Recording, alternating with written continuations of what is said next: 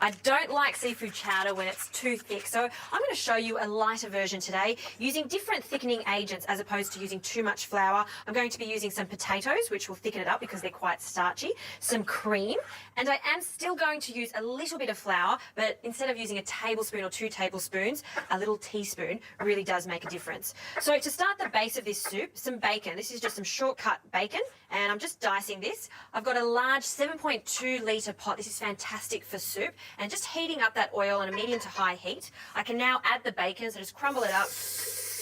And then, like many soups, we're going to start this with a mirepoix also. So a mirepoix is the combination of carrots, celery and onions. So I finely chopped the celery. And you do want to get everything quite fine because I'm not blending this soup, so you'll see the individual pieces of vegetable in the soup. I'll also add some herbs at this stage, some thyme and a bay leaf. And I'll just stir that so everything's coated in the oil. Smells good already because of that bacon. And now for some onions, 2 onions that I'm going to finely dice. This can also go in with some garlic. I'm going to soften this for about 5 to 6 minutes. Just continually stir this because you don't want this to get any colour at all. This is a nice, vibrant, white coloured soup.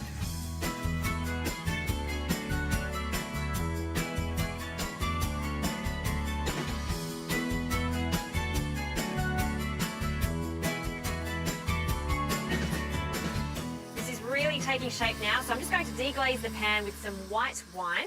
You can see that nothing's coloured there, so it's just softened, and mix that until that white wine reduces a little bit. I'll now season this with a little bit of white pepper, keeping with the white theme here, and a small pinch to start with. We can always add a little bit more later. Now it's time to add the potatoes, which are a natural thickening agent. And again, I'm just going to chop this around the same size as everything else.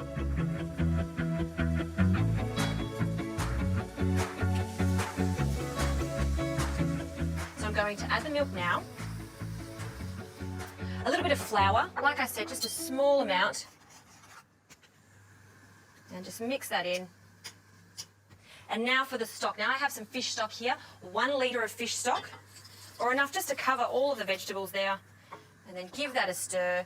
Once this has come to the boil, I'm going to put the lid on and turn this down and cook it for about 15 minutes or until all of those vegetables have become really tender.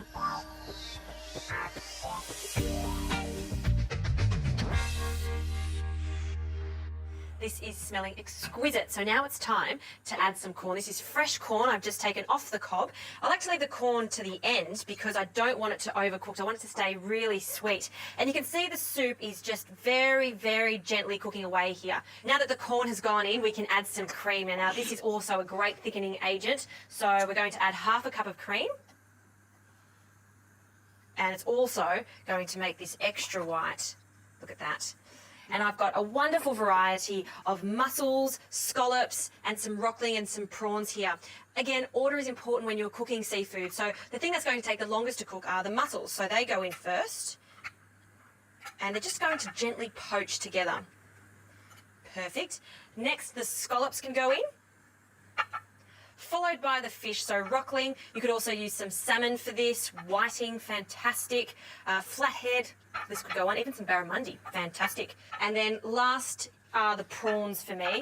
And I say prawns last because there's nothing worse than an overcooked prawn. I hate overcooked prawns. So I just want to gently poach all of this together. I won't put the lid back on because I just want them to just gently simmer and poach there. Now for the herbs. My herb choice today is a combination of parsley and dill. 2 herbs that go so well with seafood. So I'm just going to use, let's say 2 or 3 sprigs of fresh parsley here and the dill. And I'm going to roughly chop this.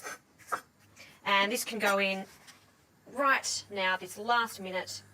And lastly, a little bit of lemon zest. Not lemon juice because it may be a little bit too acidic because we did use some white wine, but just a hint of lemon zest will give us a nice zing. Okay, I'm turning the heat off now. That fish is cooked, and it really is because, look at this. This is a perfect example. This prawn has curled up. It's not translucent anymore. It's bright. It's ready. So with a big ladle, I'm going to plate this up. So spoonful of the broth, and it's not too thick. This is my big thing with chowder. When it's too thick, I think it can be too heavy. So making it more broth-like is my favourite way of doing it. And now for the seafood, another ladleful in the centre here. You can see the mussels are fantastic, how it gathers all of those vegetables. There you have it. That's my style of chowder. Not as thick as usual, but I tell you what, you'll prefer this because you can eat more of it.